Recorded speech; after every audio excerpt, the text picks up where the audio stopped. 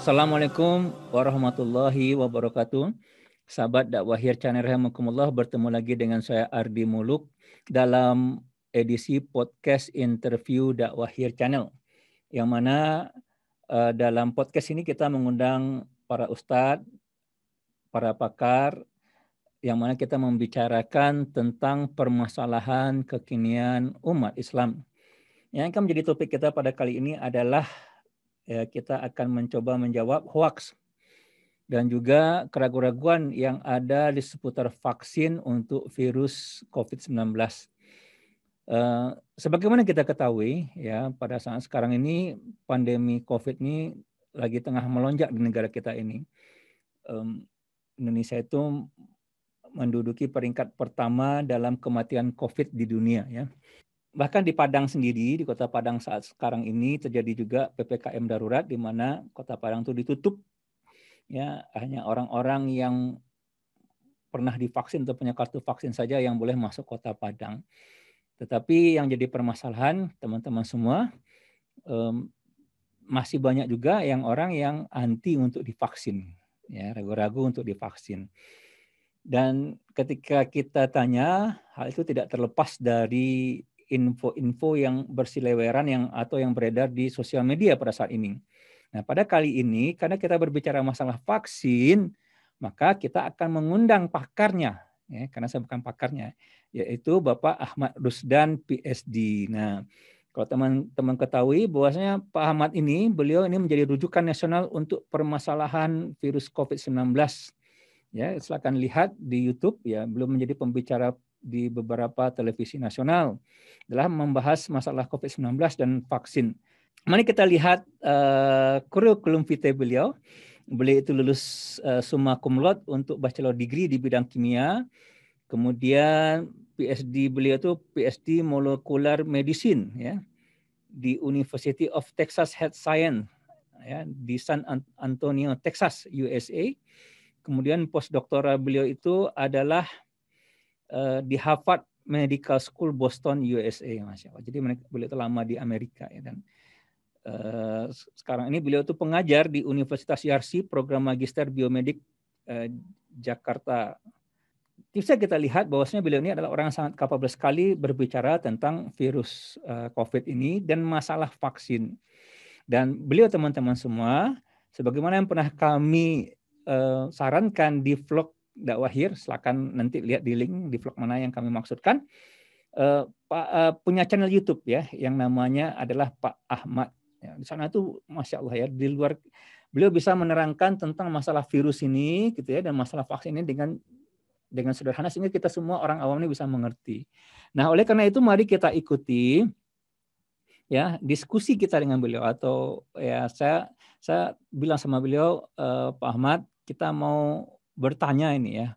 Ada pertanyaan-pertanyaan yang sebenarnya menjadi pertanyaan di masyarakat yang apakah itu hoax atau tidak. Nah, ya, tentang virus COVID-19 dan vaksinnya, ya. Baik, mari kita langsung bertemu dengan Pak Ahmad. Bismillah. Assalamualaikum warahmatullahi wabarakatuh, Pak Ahmad. Bagaimana? Waalaikumsalam warahmatullahi wabarakatuh. Terima kasih, Mas Ardi. Ya, terima kasih sudah mau bersedia untuk hadir nih di channel Dakwahir, ya. Ini channel kecil, Ustaz, di Kota Padang. Alhamdulillah. Nah, sebagaimana tadi di intro saya sudah kasih tahu kepada teman-teman, yang akan jadi topik kita kali ini adalah mencoba menjawab hoax, gitu, ya, dan keraguan-keraguan yang ada di seputar vaksin untuk virus COVID-19, Ustaz, ya. Nah, lalu tujuannya apa sebenarnya, ya? Tujuannya kan keadaannya memang makin gawat, ya, kalau keadaan sekarang ini, ya. Korban makin bertambah, gitu, ya. Kematian per hari Indonesia itu nomor 1 di dunia malah pada saat sekarang. Dan Kota Padang nih ditutup nih sekarang, Ustaz, ya, Muhammad, ya. Ya, ditutup sekarang nih. Dan itu boleh masuk kalau ada kartu pernah vaksinasi, gitu, ya. Nah, tetapi apa ya? Orang banyak yang tidak mau divaksin. Nah, banyak yang mau divaksin, Pak. Dan itu terus terang kalau saya melihat, ya, ini karena ada hoax yang beredar dalam masalah pandemi ini gitu. Apa yang menjadi momok itu adalah karena ada vaksinasi. Sumatera Barat itu boleh dibilang termasuk besar resistensinya untuk vaksinasi ya. Ini ada beberapa pertanyaan ya, ada diskusi. Kalau niat channel ini, niat saya itu memang demi umat ya. Kita ingin umat ini selamat lah. Ya, permasalahannya ini sudah cukup gawat dan tentu ya perlu keterangan dari pakarnya. Nah, saya sudah terangkan tadi di intro. Ya, Pak Ahmad ini alhamdulillah lewat channel YouTube-nya bisa kelihatan itu bagaimana ilmu beliau. Saya selama ini mengikuti itu, alhamdulillah ya. Alhamdulillah. Jadi ada beberapa pertanyaan yang saya kumpulkan dan kalau bisa Pak Ahmad bersedia memberikan ilmunya, menerangkannya kepada kami yang ada di sini ini. Apakah benar ya vaksin ini? Jadi kan karena ada vaksin lalu pandemi meningkat gitu ya. Kan baru vaksinasi dilakukan, pandemi naik gitu, merebak gitu. Apakah benar gara-gara vaksinasi pandemi meningkat atau bagaimana sebenarnya, Pak? Makasih nih Ustadz Ardi nih atas kesempatan untuk berbagi ya. Dan memang ada banyak alasan mengapa orang mau divaksin atau alasan mengapa tidak mau divaksin, gitu ya. Nah, memang kita perlu tahu dulu nih masalahnya di mana. Karena kalau tadi misalnya ini program vaksinasi mulai, tapi juga kok malah yang kasus makin tinggi, ya kan, meninggal juga makin banyak gitu. Nah, inilah sebetulnya kalau saya selalu mengatakan pentingnya sekolah gitu ya. Karena sekolah itu mengajari kita sesuatu yang memang tidak alamiah. Gitu. Kenapa? Karena kalau kita cuma melihat dari pengalaman diri kita sendiri, bisa jadi yang kita pahami itu bias. Karena kan kita merasakannya sendiri. Kita tidak melihat apa yang dirasakan orang lain. Atau kita tidak melihat secara keseluruhan. Demikian juga seperti misalnya tadi, setelah divaksin meninggal gitu kan. Nah sekarang pun kita juga sering mendengar lumayan banyak ya. Pernah nggak Setardi mendengar kisah setelah sholat meninggal? Atau belum selesai meninggal? Nah ya kan? Apakah kita bisa mengatakan gara-gara sholat dia meninggal? Ya belum tentu.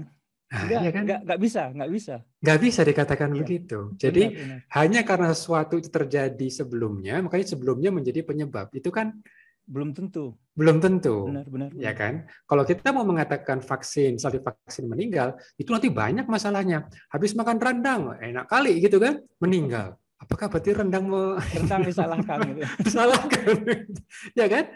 Banyak sekali kisah seperti itu gitu kan. Artinya, nah disitulah pentingnya kita sekolah sebetulnya untuk melihat apakah memang kejadian sebelumnya itu adalah penyebab. Sebab ya. Jadi nggak harus dua kejadian berurutan itu menjadi penyebab. Ya, kejadian terakhir itu ya apa kejadian sebelumnya itu penyebab untuk kejadian berikutnya, belum tentu kan? Iya, belum tentu. Iya benar. Belum tentu kan? Tentu harus diteliti ya Pak Ahmad ya. Betul. Itulah sebabnya kita perlu sekolah, ya kan? Nah, coba mungkin kebanyakan waktu kita dulu sekolah, sebagian kita ngantuk lah, tidur lah, nyontek lah mungkin waktu ujian, ya kan? Ya, akhirnya benar. Ilmunya nggak nyampe gitu.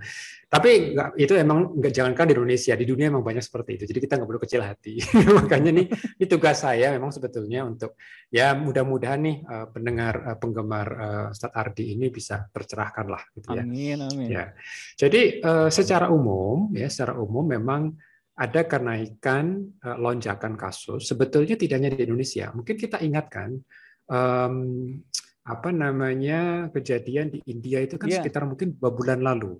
Ya kan? Nah, waktu itu kita nonton televisi, terus kita bergumam kan. Jangan sampai kayak India. Ingat kan waktu itu ya? Nah, habis India kan Malaysia. Malaysia juga mulai hati-hati. Inggris juga. Nah, kalau Malaysia, Inggris ini menarik karena apa? India dan Inggris itu kan memiliki ikatan kolonial. Ya kan? Karena mereka dulu bekas jajahan Inggris dan banyak juga orang India yang tinggal di sana, imigrasi ke sana, sehingga itu bisa kelihatan. Demikian juga di Malaysia. Di Malaysia itu orang etnik India itu lumayan banyak. Itu sekitar mungkin 20%. Jadi makanya begitu India pecah, Malaysia juga ikut pecah juga, gitu kan? Nah, Cuma yang menarik kalau kita bicara dari varian Indianya ya, variannya di Indonesia itu sebetulnya sudah ada sejak bulan Januari. Januari Januari 2021. sudah ada, 2021. Sementara di India sendiri, ketika mereka pecah di bulan Februari Maret, itu sebetulnya virus yang varian tersebut sudah ada di bulan Oktober. Gitu. Jadi ada jeda yang cukup lama sebelum dia tanda kutip meledak. Gitu. Ya kan? Nah, artinya apa? Artinya kalau kita lihat dari qadar, nah ini saya selalu mengatakan kata qadar ya. Jadi Allah Ta'ala itu kan menyebutkan di penghujung Al-Furqan ya kalau nggak salah, wa khalaqa kulla syai'in faqaddarahu taqdiran, ya kan? Jadi Allah itu ciptakan semuanya, kulla syai', semuanya tanpa kecuali. Itu faqaddarahu taqdiran, sudah menetapkan ukuran-ukurannya. Nah, ada ketetapan-ketetapannya. Contoh, manusia itu ketetapannya harus menghirup oksigen. Benar. Itu ketetapan Allah itu, ya kan? Kita nggak bisa diganti dengan nitrogen misalnya, atau diganti dengan karbon dioksida misalnya, ya kan? Nggak bisa, harus oksigen. Nah, makanya sekarang kita tahu, begitu oksigen sekarang susah dicari kemana-mana, akhirnya orang meninggal, ya kan? Karena memang kodarnya di situ. Nah, api untuk membakar dia juga perlu oksigen. Kalau oksigennya ditahan, api tidak akan terbakar. Nah, itu sebab konsep dari pemadam kebakaran kan, dikasih busa supaya api tidak bisa mendapatkan oksigen. Nah, tapi kalau Allah yang mencabut qadar dari si api, ya, misalnya api yang biasanya panas, Allah cabut qadar itu, khasiat panasnya, jadi mukjizat dia. Nabi Ibrahim tidak terbakar. Nah, berarti yang berhak mencabut qadar itu ya Sang Pencipta itu sendiri. Nah, itu umat Islam yakin tentang itu. Berarti virus itu sebetulnya sederhana. Makanya saya selalu mengatakan, jangan melihat variannya. Kita harus melihat apa sih prasyarat untuk muncul kasus. Sama kalau kita mau sholat, kan kita harus ada rukun-rukunnya harus kita pahami dulu kan. Istilahnya syarat sahnya sholat. Nah, misalnya gitu. Kita juga harus tahu syarat terjadinya penularan. Oke. Syarat terjadinya penularan, karena si virus ini punya qadar juga. Dia itu sangat bagus menginfeksi manusia. Tapi kalau dengan kucing misalnya, kucing memang bisa menularkan. Tapi ketika kucing tertular tuh dia nggak sakit. Gitu. Dia nggak sakit kalau si kucing gitu kan. Tapi dia bisa nularin ya sama kucing minimal. Tapi kita belum tahu ya apakah kucing bisa menularkan kepada apa namanya manusia. Tuannya. Itu manusia itu jadi menarik sebetulnya. Nggak tahu kalau dia mau punya kucing di rumah coba saling menularkan gitu ya. Nah, berarti apa qadarnya? Berarti harus ada orang ketemu orang. Iya kan? Dan ketika orang ini pindah ke tempat lain, dia tentu membawa virus. Dan yang membuat ini jadi menarik adalah ini menariknya si qadar dari virus corona yang baru ini ya, yang SARS-CoV-2 ini, itu dia ternyata memang punya perangai yang unik. Jadi kalau kita lihat misalnya flu misalnya gitu ya, itu dia biasanya menyerang rongga napas atas aja. Tapi kalau kita bicara corona yang ganas, ada corona macam-macam, Mas Ardi. Ada corona yang cuma bikin flu, ya, tapi ada juga corona yang matikan. Contoh seperti MERS. MERS itu Middle East SARS-CoV virus. Itu waktu di Saudi itu. Pernah tahun 2004 kalau nggak salah. Itu karena apa? Karena qadarnya itu dia harus inangnya sama ontak. Makanya jamaah haji nggak boleh main-main sama ontak. Otoritas Saudi memastikan jamaah haji itu begitu datang sampai jazirah, begitu datang dan pulang nggak boleh ketemu sama ontak. Gitu. Nah, tapi kalau kita bicara yang sekarang, MERS itu dia menyerangnya rongga napas bawah, sehingga kalau dia bergejala dia yang menularkan. Tapi kalau yang ini, Ustaz Ardi, ternyata dia beda. Dia itu menyerangnya di atas dan di bawah. Dampaknya apa? Ketika dia sudah mulai menginfeksi yang di atas dan dia mulai banyak, sebelum dia masuk ke bawah, dia sudah bisa menularkan ke orang lain. Nah, ini namanya OTG. Jadi tiga sebetulnya. Tiga berarti yang saya mau sampaikan. Pertama, virus ini perlu orang ya kan, untuk berkerumun. Yang kedua, ketika orang pindah, virusnya ikut pindah. Makanya itu mobilitas tadi itu. Dan yang ketiga, penularannya oleh orang yang tidak bergejala atau yang belum bergejala dan tentu oleh yang bergejala. Nah, cuma kalau kita hanya melihat yang bergejala, wah ini kita kecolongan sekali. Nah, gitu. Jadi, kenapa kok bisa meledak? Itu berarti pasti ada yang berkerumun dan pasti ada yang pindah. Dan pasti ada OTG Gitu. itu yang banyak berarti ya. Betul sekali. Makanya itu ketika kita katakan batasi waktu di masjid misalnya gitu ya, jaga jarak, pakai masker. Itu bukan konspirasi anti-Islam. Iya. Itu justru untuk menyelamatkan umat Islam, untuk menyelamatkan para imam, para ulama, ya kan banyak ulama kita yang sepuh, ya kan, apa namanya masih kita butuhkan tausiahnya, gitu. Harus kita lindungi. Cara melindunginya bagaimana? Ya jangan terlalu dekat dengan para imam kita, ya jaga jarak. Itu bentuk ihtiram kita sebetulnya ke para ulama, karena kita tidak ingin para ulama tertular dari kita. Kita mungkin sehat, kita mungkin kuat, ya kan? Tapi para ulama belum tentu, kan mereka kan juga mungkin capek ya, ngisi kajian ke sana, ngisi kajian ke sini, gitu kan, capek. Dan ketika imunnya nggak fit, ya dia bisa mudah tertular. Nah, dari ini kita bisa ketahui, artinya untuk menghentikan ledakan sebetulnya sederhana. Qadarnya udah ketahui dari awal, jangan berkerumun, jangan dekat-dekat, ya kan? Dan jangan banyak pindah-pindah kemana-mana, karena kita justru makin banyak menularkan kepada yang lain. Itu ininya. Jadi ledakannya di situ. Nah, oh ya, mengenai vaksin berarti sekarang. Ya. Nah, tapi yang tadi sebelum kita masuk vaksin kan tadi kan emang tujuannya untuk tahu apakah ini penyebabnya vaksin. Tadi Pak Ahmad sudah ceritakan bahwasanya ya meledaknya itu kalau saya pahami tadi dari keterangan Pak Ahmad berarti memang nggak ada hubungannya dengan vaksin kan? Iya, betul. Karena justru vaksinasi di Indonesia kan lambat. Benar nggak? Iya benar. Kayak tadi di penjelasan di awal di Sumatera Barat itu susah kan orang divaksin kan? Iya, susah mau. Tapi udah meledak duluan kan? Udah meledak duluan gitu kan. Iya, jadi tidak masuk karena akal. Vaksin. Ya, vaksin sebagai penyebab dari itu saja kan bisa diambilkan kesimpulan kan seperti itu ya. Tapi ada satu pertanyaan lagi nih, pertanyaan selipannya nih Pak Ahmad nih. Apakah OTG itu ada ciri-cirinya ya? Kan tadi kan di rongga kerongkongan. Saya ini sakit tenggorokan nih udah 1 minggu lebih nih. Saya khawatir saya ini OTG gitu. Ya, jadi sebetulnya dalam itu ada 2 istilah, ada OTG, ada OPG. OPG. Nah, ilmu baru lagi nih Pak saya. Nah, jadi orang tidak bergejala atau bisa jadi orang pragejala.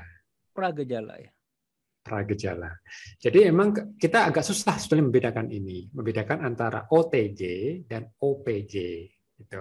Nah, lalu bagaimana orang tahu? Kok ilmuwan kok tahu nih ada dua macam orang? Itu studi dari negara-negara yang menerapkan isolasi terpusat, bukan isolasi mandiri. Oke.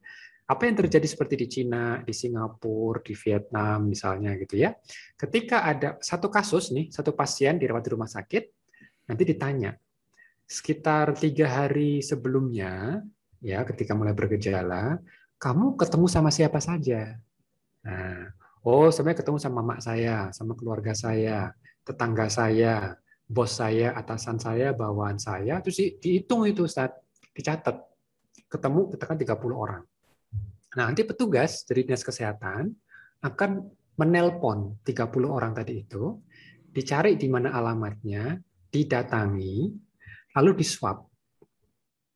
Nah, jadi dari mana kita tahunya OTG?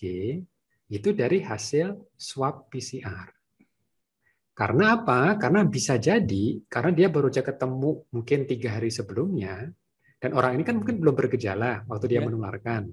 Nah, siapa tahu orang yang ditulari ini juga belum merasakan juga. Gitu. Nah, kalau di Cina atau di Singapura atau di Vietnam, 30 orang ini ya, setelah hasil positifnya keluar, dia dijemput, ya kan? Terlepas dia punya gejala apa tidak. Pokoknya semua yang hasilnya positif didatangi, dimasukkan ke karantina terpusat selama 14 hari.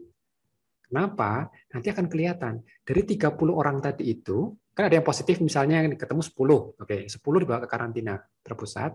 Lalu dalam 14 hari itu, 10 orang tadi itu akan dilihat mana yang dalam 14 hari itu ada yang bergejala setelah menginap 14 hari, atau mana yang akhirnya memang tidak ada gejala sama sekali. Gitu. Nah, artinya apa? Ternyata dari observasi terlihat. Dari 10 orang ini kan tadi awalnya nggak ada gejalanya tuh. Oh, ternyata dari 10 ketemu ada sekitar 3 atau 4 yang akhirnya bergejala. Nah, tapi karena akhirnya bergejalanya di ruang terpusat, dia tidak bisa menulari ke orang lain. Gitu.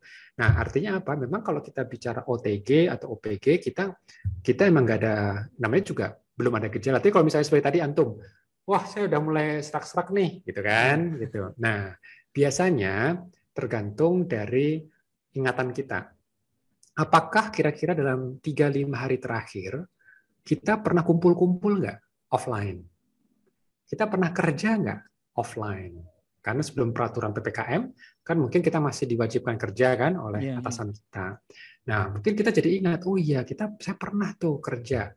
Terus sama teman saya, satu kubikel misalnya, ngobrol. Nah, itu menjadi tanda-tanda juga. Lalu kita tanya, kamu kondisi seperti apa? Nah, kalau kita memang dalam posisi kayaknya kita punya risiko tinggi, kita banyak ketemu orang, dan kita memang banyak aktivitas offline, gitu kan. Nah, ada baiknya kalau memang sudah bergejala, datang ke klinik untuk di PCR. Atau di swab antigen misalnya gitu. Untuk memastikan. Karena apa? Itu nanti bisa membantu mengarahkan. Tapi kalau misalnya kita tahu persis nih, kita nggak pernah kontak orang yang sakit COVID, dan kita juga di rumah aja, gitu kan. Dan kita juga tahu kita hati-hati sekali ketemu orang, gitu kan. Nah, harus kita ingat-ingat juga itu. Tapi kalau misalnya kita ingat, oh iya pernah ada tamu datang, dan kita waktu ngobrol nggak pakai masker. Nah itu titik lemahnya di situ kadang-kadang orang nggak sadar itu.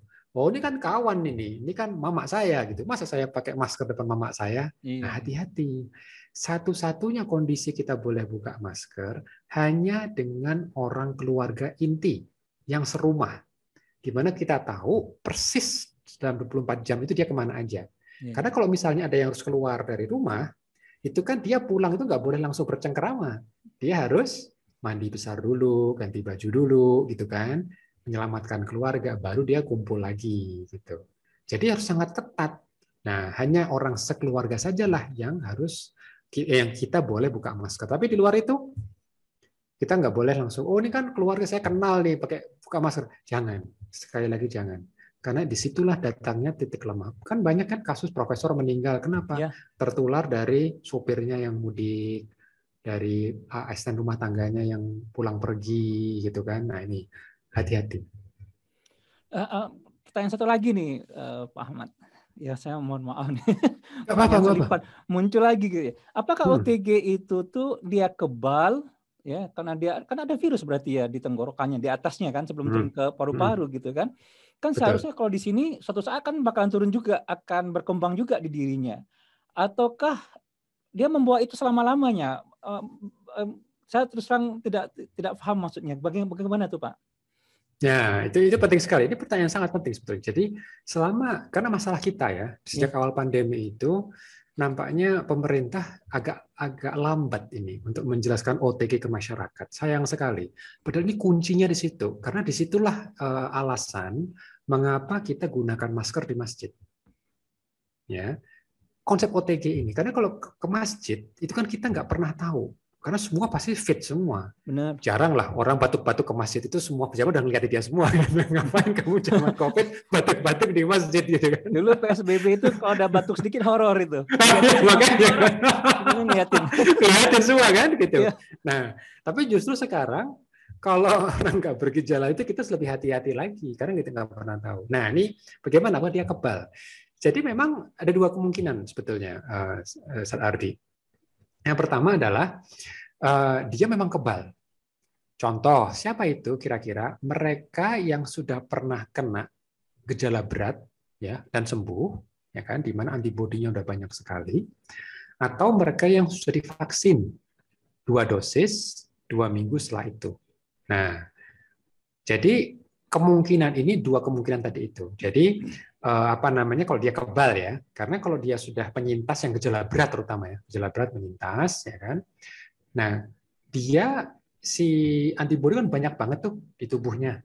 Sehingga mungkin si virus cuma bisa nempel di rongga nafas atas, nggak bisa sampai ke bawah. Demikian juga kalau dia udah vaksin.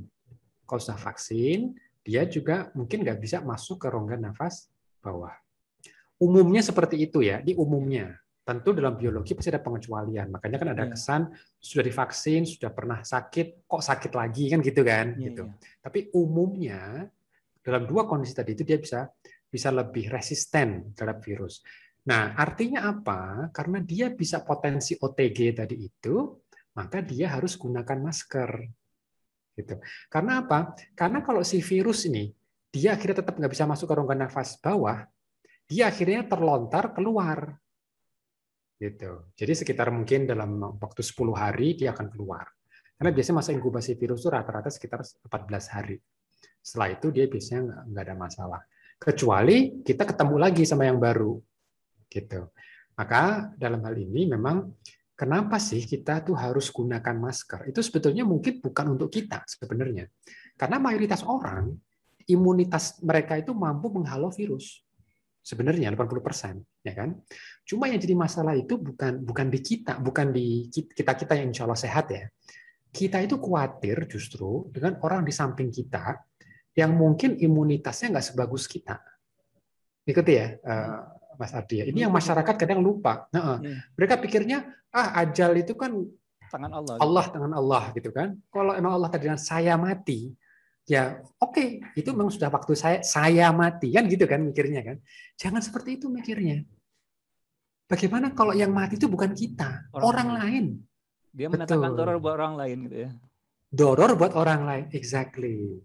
Dan bahkan orang kalau misalnya mengatakan nggak apa-apa saya mati, Allah yang turunkan ajal kan, ini agak egois sebetulnya. Kenapa? Benar. Kenapa Ustadz? Ingat, setahu saya belum ada orang mati bisa menguburkan dirinya sendiri. Benar. Pernah nggak lihat orang mati terus tahu-tahu dia gerak sendiri ke kuburan? Nggak ada. Menggali kubur sendiri terus masuk gitu.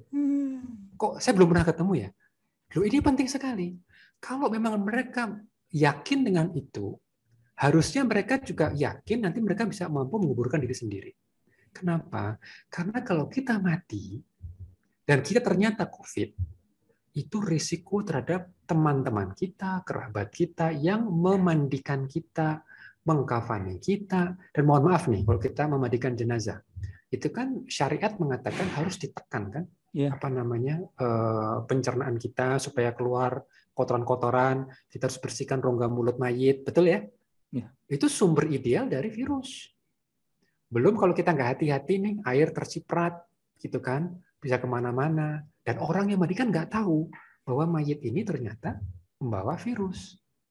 Gara-gara kita bersikukuh, COVID ini nggak ada. Nah, akibatnya apa? Setelah kita mati, kita malah jadi sumber penularan bagi orang-orang lain. Iya. Masya Allah. Lihat ininya ya, kenapa kita itu tidak boleh berpikir egois. Justru kita harus berpikir untuk keselamatan orang lain. Sekarang ini udah harus komunal lagi pemikirannya gitu ya. Iya. Ya. Betul, selamatkan umat. Nah, ini yang jadi tagline kita harus gitu. Jangan cuma bikin diri sendiri. Kalau diri sendiri Allah itu tentukan. Ya emang kalau udah kita sudah berusaha, kita sudah prokes, kita cepat lengah gitu ya. Akhirnya kita kemasukan bobol juga, Allah akan hitung sebagai syahid insyaallah. Karena kita sudah berjuang, ya kan? Tapi kalau kita dari awal memang abai, ya kan? Nggak hati-hati, orang lain yang terkena, waduh, saya kok nggak tahu ya gimana bertanggungjawabkan di depan Allah Ta'ala itu nanti. Naudzubillah min dzalik. Masya Allah. Nah, Masya Allah, ini izinkan saya menyimpulkan nih dari yang Pak Ahmad terangkan tadi gitu. Karena ada beberapa pertanyaan itu langsung terjawab sama saya tuh dari keterangan Bapak. Yang pertama itu bahwasanya memang ya lonjakan kasus COVID ini memang tidak ada hubungannya dengan vaksinasi gitu ya. Karena yang menyebabkan pelonjakan tersebut adalah dikarenakan terjadinya penularan gitu, tidak menjaga prokes, ada orangnya, ada yang OTG kan, lalu ada penularannya, ya. Nah itu yang pertama. Lalu kalau berbicara tentang vaksin, ya, apakah gara-gara pelonjakan, apakah vaksinnya tidak efektif? Tidak bisa pula kita simpulkan gitu kan. Nah ini jadi pertanyaan kan gitu ya.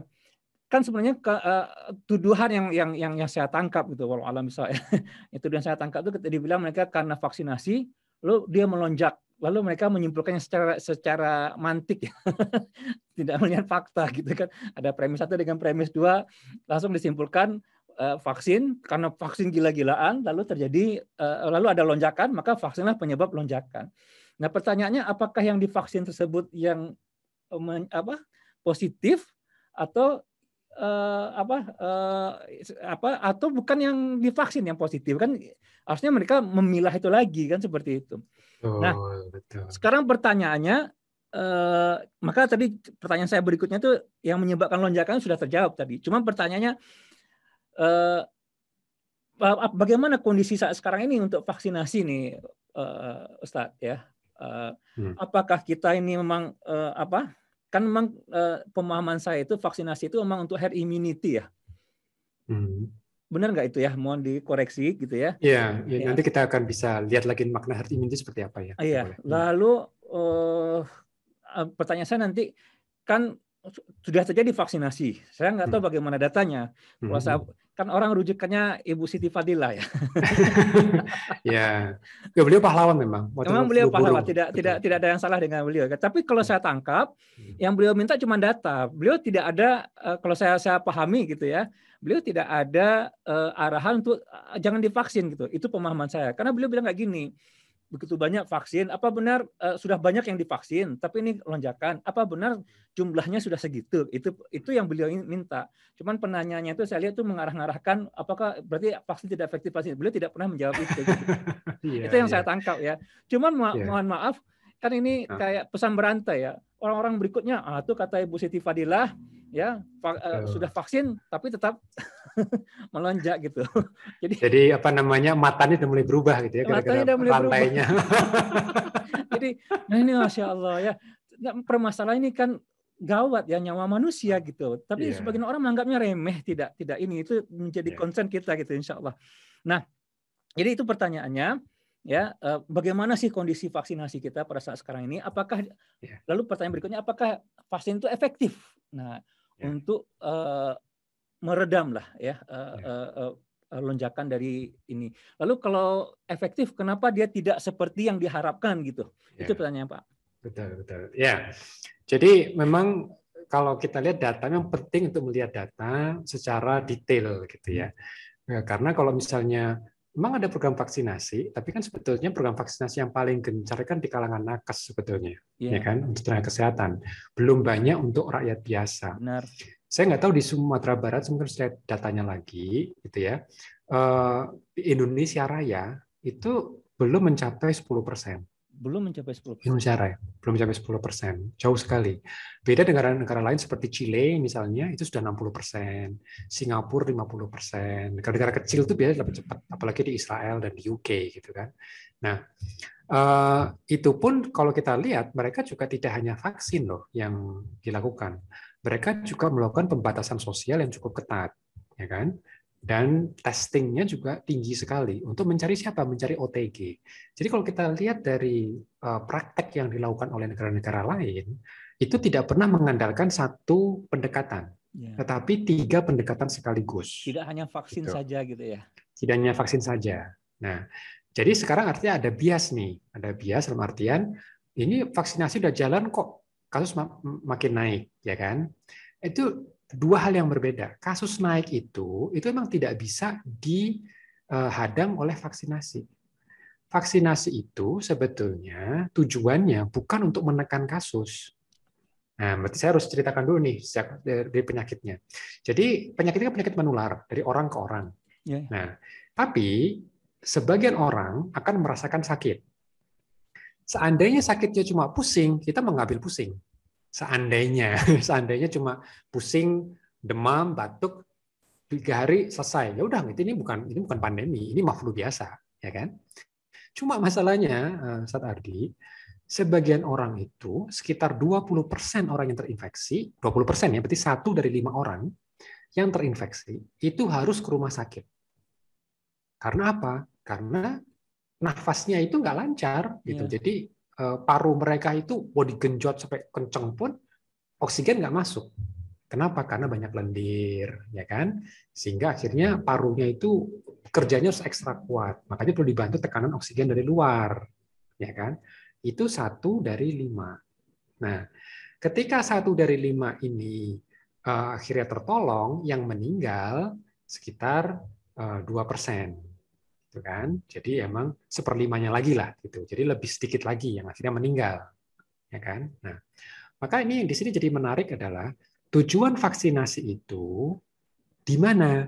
Untuk mengurangi jumlah orang yang sakit.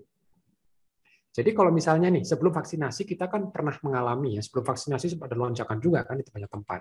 Katakan kita tahu dari data rata-rata mungkin perlu ada sekitar 1.000 orang yang masuk rumah sakit. Oke?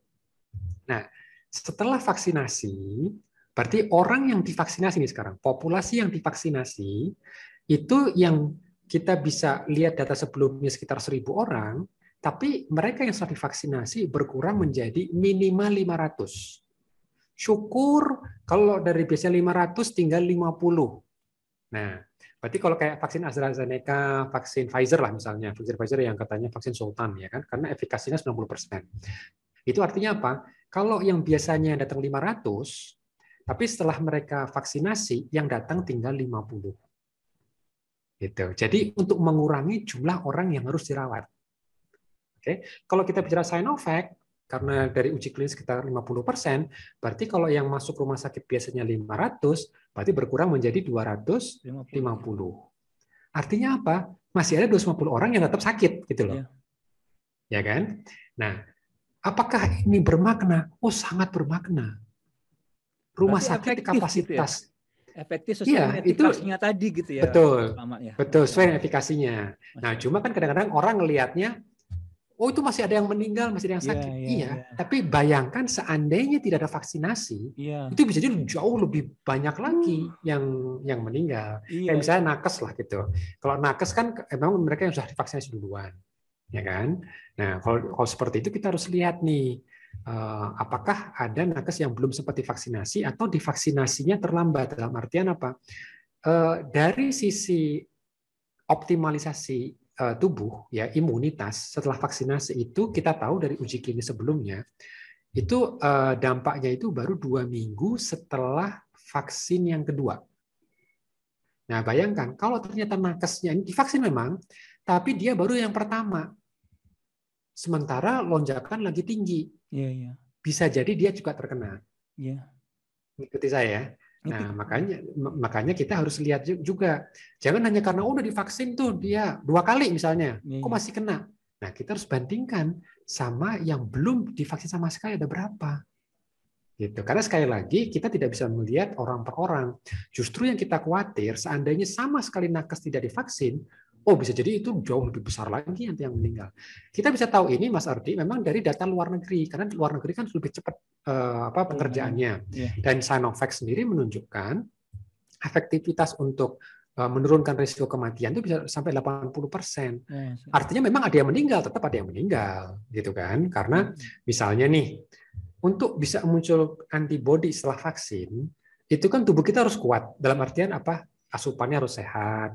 Vitamin D misalnya juga harus bagus, juga harus aktif olahraga, ketemu matahari misalnya seperti itu gitu kan.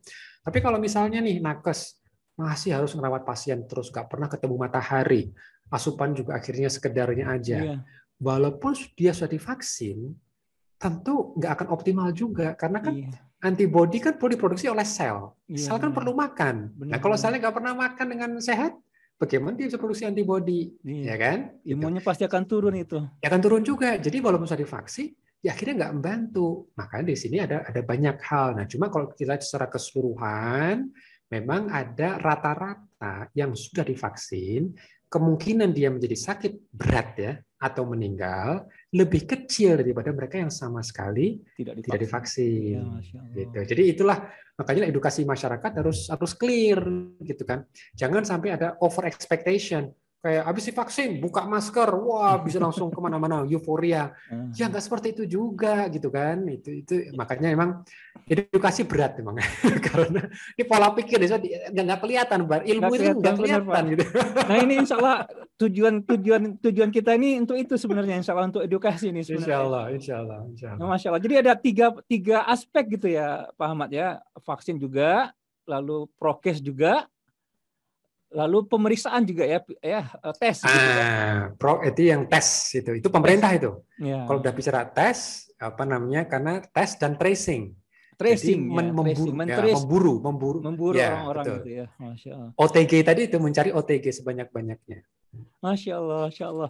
Luar biasa nih saya dapat ilmu dari Pak Ahmad. Tadi ini kan pertanyaan-pertanyaan ini saya kumpulkan dari teman-teman gitu kan. Ada yang saya nih, Masya Allah nih, saya mau podcast nih Pak Ahmad Rusdan, PSD gitu kan, teman-teman saya akan kumpulkan. Tapi setelah saya lihat itu nggak mungkin jawabannya satu persatu gitu, karena Masya Allah integrated permasalahannya itu gitu, dan kompleks gitu ya. Jadi nggak bisa jawaban efektif apa tidak, misalnya seperti tidak bisa kan, seperti itu. Kayak barusan ini saya dapat jawaban bahwasanya memang sama kayak agama loh. Iya, sama benar. kayak agama.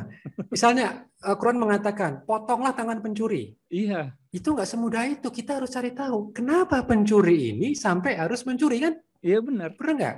Iya.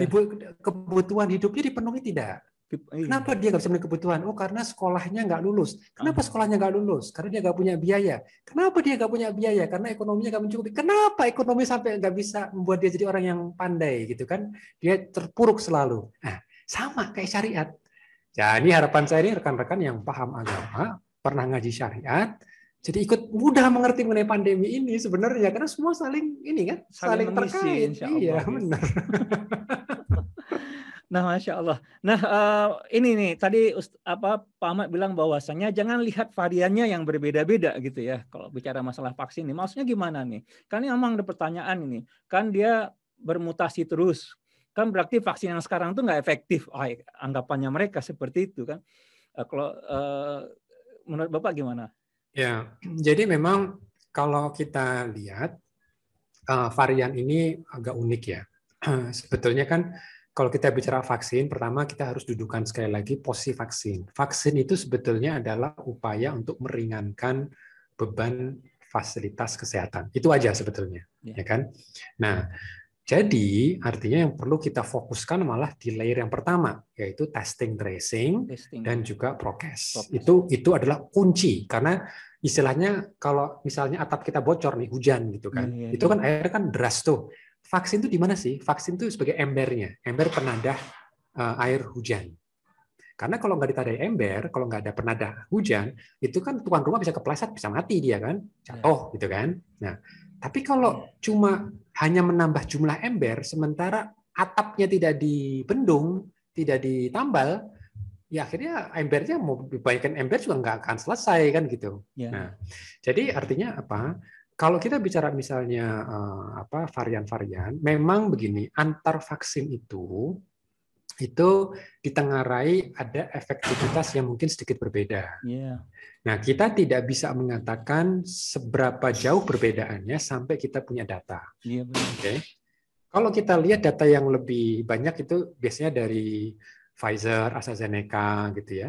Dan Indonesia ini antar lagi akan dapat di Moderna dan AstraZeneca makin banyak ya. Itu terhadap varian Delta masih bisa menangani gitu. Nah, cuma jadi pertanyaan bagaimana yang Sinovac yang selama ini kita terima. Kalau menurut saya sih kita tunggu datanya dulu, karena lagi dihitung saat ini, gitu ya. Apakah memang ada perbedaan? Karena kalau secara teoritis minimal kita ambil dari serum gitu ya, antibodi dari orang yang pernah divaksin dengan Astra, dengan Sinovac, dan dengan Pfizer, nampaknya memang kemampuan untuk memblok virus itu paling bagus itu emang yang basisnya mRNA seperti Pfizer, terus Moderna, AstraZeneca itu relatif bagus dia, gitu kan. Tapi kalau Sinovac kayaknya kok agak lemah, walaupun masih bisa, ya sekali lagi masih bisa, tetapi tidak sebagus yang yang lainnya tadi itu. Ya kan? Cuma sekali lagi ini kan dari data laboratorium. Kita masih harus juga nanti melihat kenyataan di lapangan. Karena hati-hati, kalau pengalaman Inggris misalnya ya, ketika menghadapi varian alfa, kan Inggris kan banyak varian alfa, ya kan? Varian alfa itu ternyata masih bisa ditangani oleh AstraZeneca dan Pfizer. Walaupun misalnya nih, Pfizer kan secara uji klinis 95%, AstraZeneca cuma sekitar 70%. Mirip lah seperti Sinovac. Sinovac sekitar 50-65% gitu ya. Tapi setelah di roll out di dunia nyata di Inggris, ternyata mau pakai AstraZeneca atau pakai Pfizer, efektivitasnya masih sama, sekitar 75% juga. Jadi Pfizer yang katanya tinggi tadi itu, begitu di tes di dunia nyata, ya dia ternyata nggak sebagus di uji klinis. Gitu. Jadi artinya apa? Artinya memang kalau kita lihat bagaimana kerja dari varian itu tidak serta-merta varian baru kita langsung pasti yakin nggak berguna, belum tentu. Karena begini ceritanya. Jadi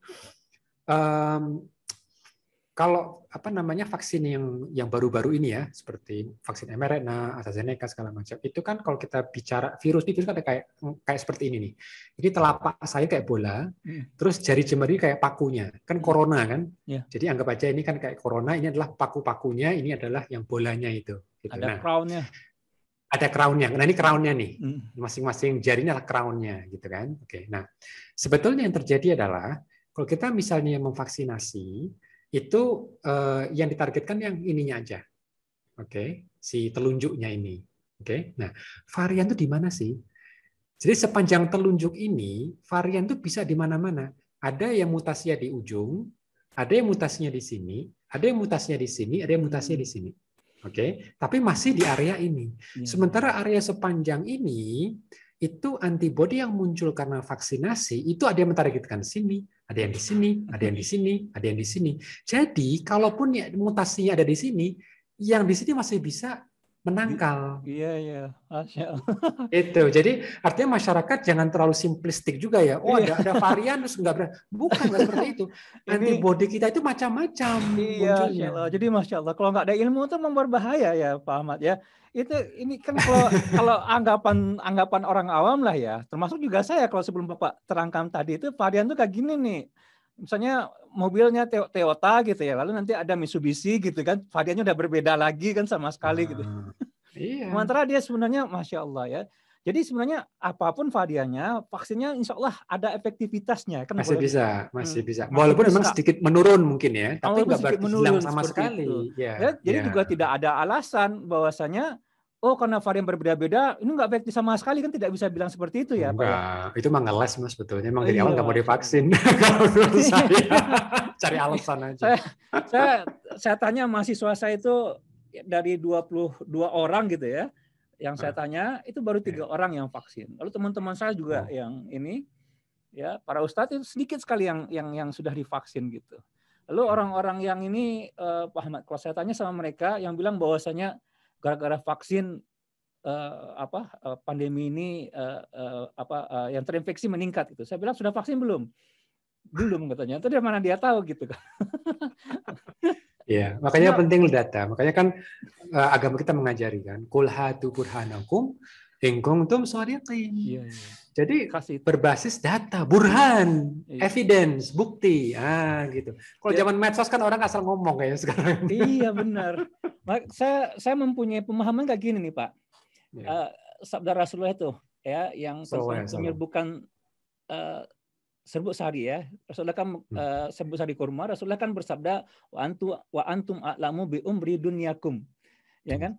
Kan itu masalah percobaan ya, percobaan antara 2 serbuk sari yang berbeda. Lalu dilihat mana dari bermacam-macam serbuk sari mana yang terbaik kan seperti itu kan. Ya, itu kan betul. Kalau percobaan itu kan mesti ada data, harus mesti ada ukuran, ada catatan kan seperti itu kan. Jadi yang dikatakan oleh Rasulullah tadi itu benar-benar eksperimental kan seperti itu ya. Yes. Harus ada pembuktian, tidak boleh berdasarkan asumsi saja gitu.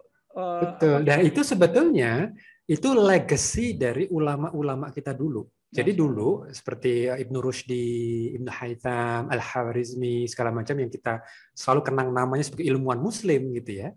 Itu mereka menuliskan bahwa penting ada namanya tajribah. Apa itu tajribah? Eksperimen.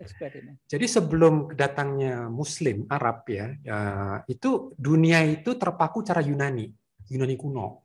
Jadi mereka itu nggak eksperimen, Mas Ardi. Mereka cukup mengawang-awang aja, mengira-ngira logis apa enggak. Tapi nggak nguji langsung, gitu. Tapi sejak Quran datang mencerahkan banyak umat manusia, termasuk para ilmuwannya, akhirnya mereka punya konsep harus eksperimen, tajribah tadi itu. Ini sebetulnya umat Islam. Bahkan kalau kita tahu vaksin Pfizer itu, yang mRNA itu, siapa yang menemukan? Itu Pak Sutri Ugur Sahin. Turki Muslim dan Turki Muslim dan Muslim Tureci itu Pak Sutri Muslim keluar Turki dan Pfizer itu dipakai di Israel. Jadi kalau dibilang Yahudi itu selamat kalau orang Islam sebenarnya. Yang menyelamatkan Yahudi Gitu. malah orang Islam. Malah orang seperti itu. Islam, gitu. Jadi kalau dipikir itu bagian dari peradaban kita, cara Masya berpikir Allah. eksperimental, burhan, mana bukti, diukur, diperhatikan, dihitung. Itu kita sebetulnya. Cuma saya jadi aneh. Ini kok umat kayak seakan-akan kehilangan ini ya, kehilangan induknya. Kehilangan Gitu. induknya, kehilangan metode berpikir ya, Pak ya. Ya, betul sekali, betul Nah, sekali. pertanyaan berikutnya Pak, ini mengenai virus nih, karena Bapak kan pakar virus ya. Ini berapa lama umur virus ini mendiami tubuh manusia? Ya, nah ini mungkin pertanyaan berikutnya. Berapa lama kira-kira misalnya kalau orang terkena, kan kalau kita lihat memang 14 hari ya, ada mungkin sampai 21 hari gitu ya. Itu bagaimana tuh Pak? Ya, jadi rata itu mulai virus masuk sampai dia keluar lagi. Ini kan ada satu lubang di atas dan juga lubang di bawah. Iya. Itu rata-rata 14 hari. Dan makanya kuncinya itu adalah di sekitar 10 hari pertama sebenarnya. Kalau kita bisa melewati 10 hari pertama tadi itu, insya Allah nggak sampai 2 minggu kita sudah bisa jalan-jalan lagi. Gitu kan. Mayoritas orang seperti itu sebetulnya. Nah, cuma tadi kan ada sekitar 20% yang ternyata virusnya ini awet gitu kan, nggak bisa pergi, atau virusnya mungkin sudah pergi juga, cuma imun kita baper, gitu, nggak bisa move on, jadi marah, tapi nggak tahu mau marahin siapa, karena dimarahin udah pergi gitu kan, tapi dia udah menimbulkan banyak kerusakan gitu.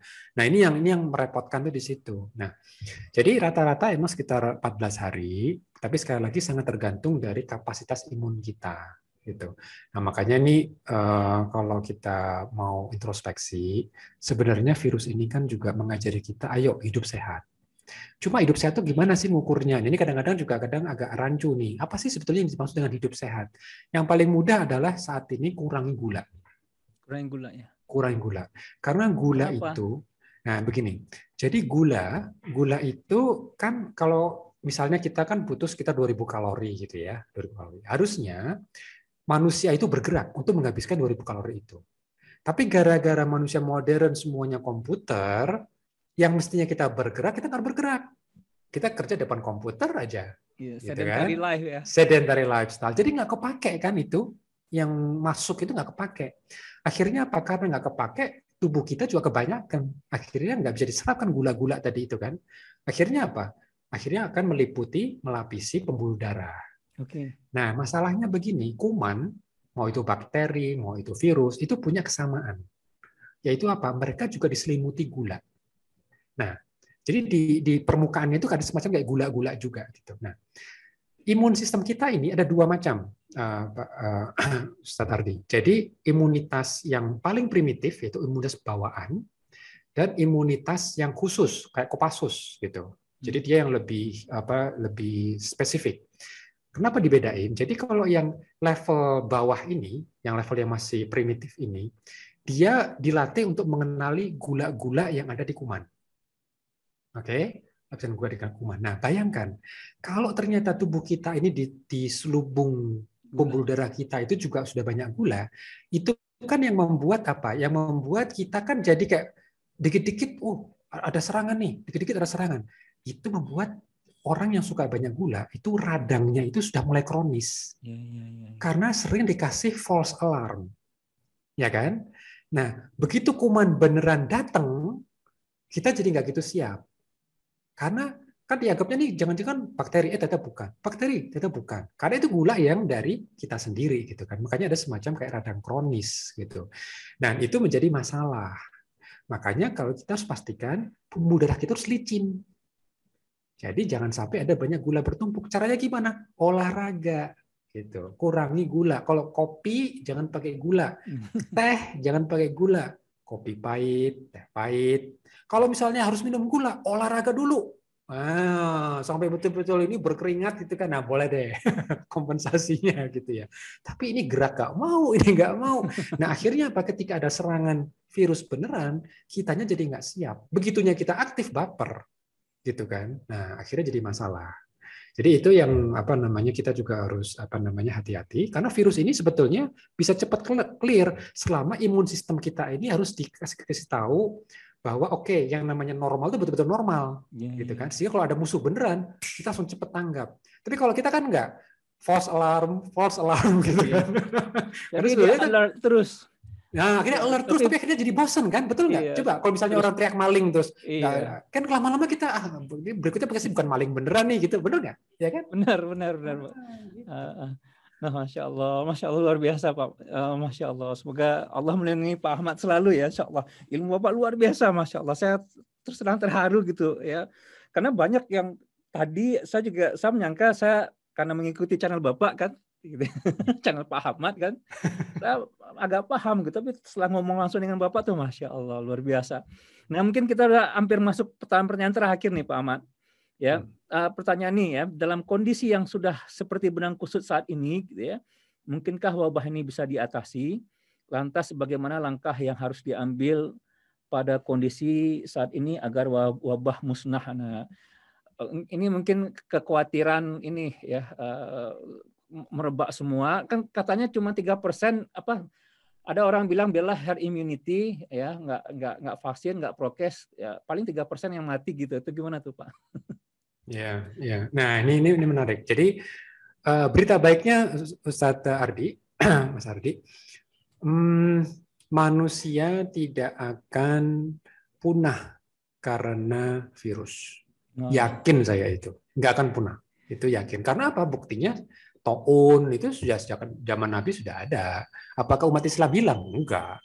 Zaman sahabat Nabi, zaman tabi-tabiin juga ada.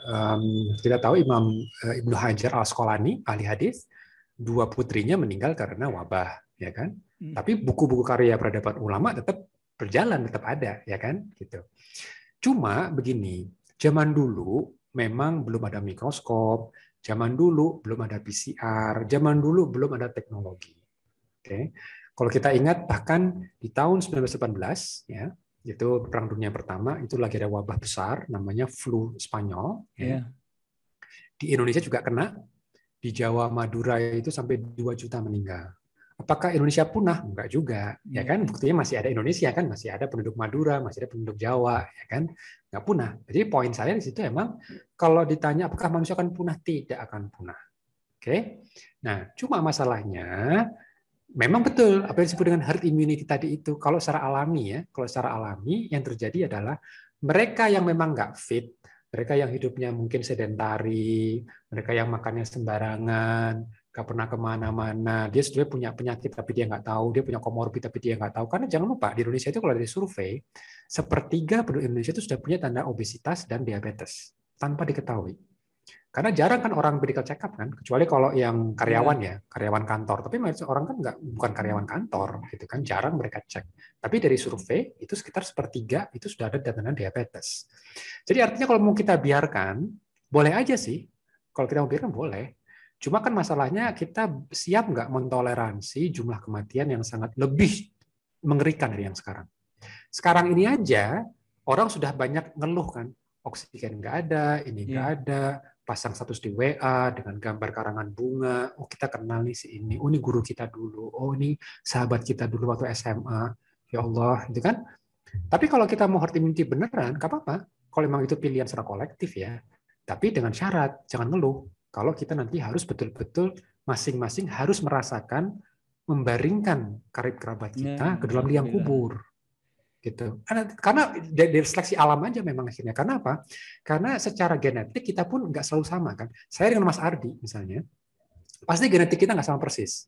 Dan kita juga tahu komponen genetik itu bisa membuat orang juga menjadi lebih resisten. Jadi contoh misalnya gitu ya, si virus ini kan perlu proteinnya manusia untuk bisa masuk. Dan protein sangat khusus.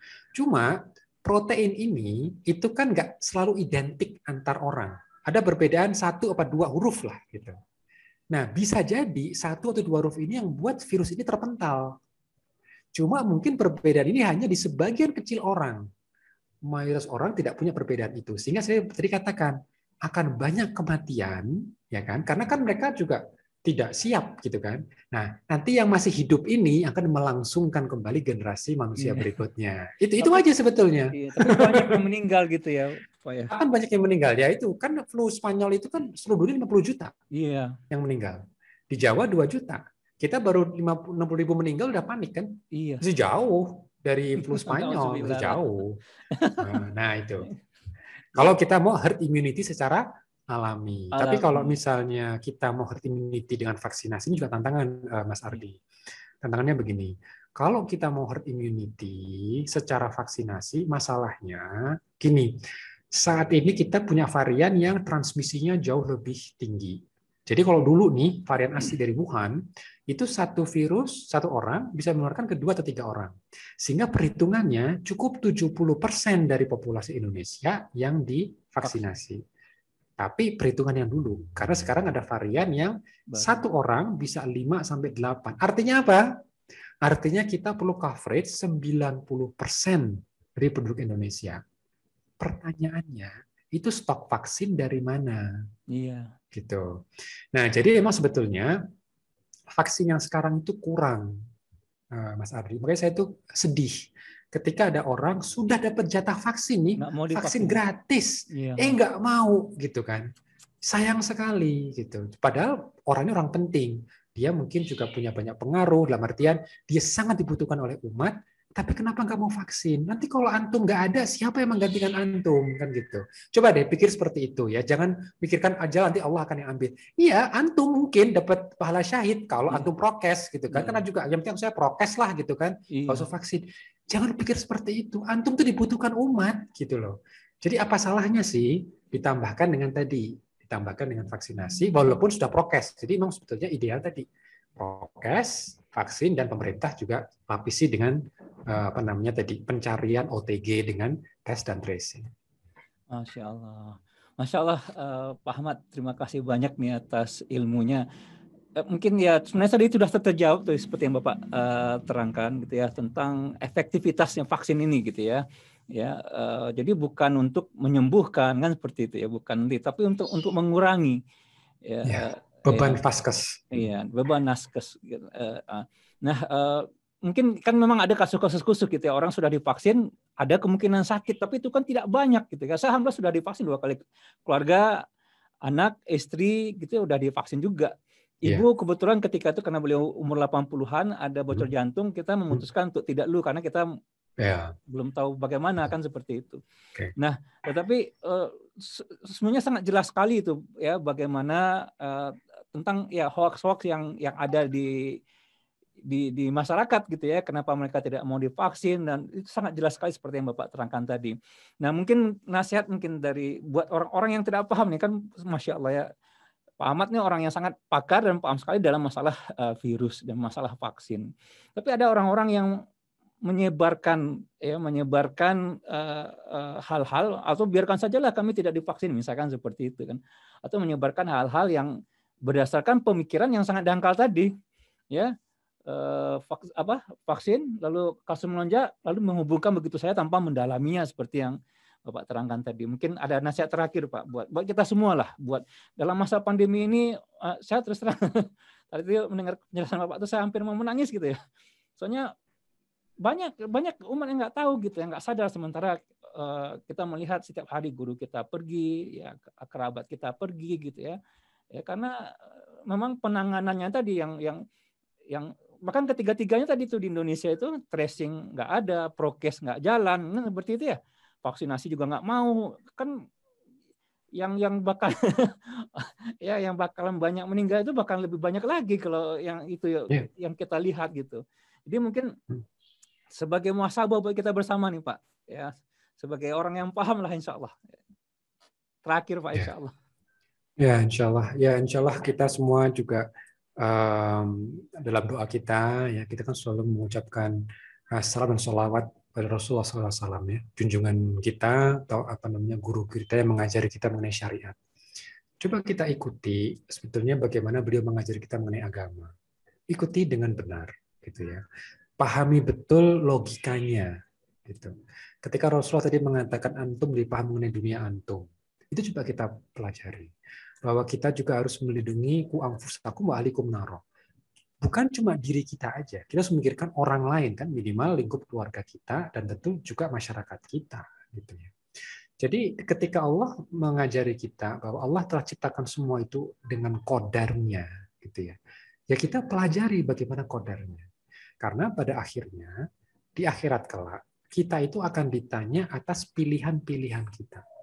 Jadi kalau kita memilih tidak untuk vaksin, padahal dari bukti yang ada sudah menunjukkan sangat jelas ini ada efektivitas, ya kan, minimal mengurangi beban bangsa ini, gitu.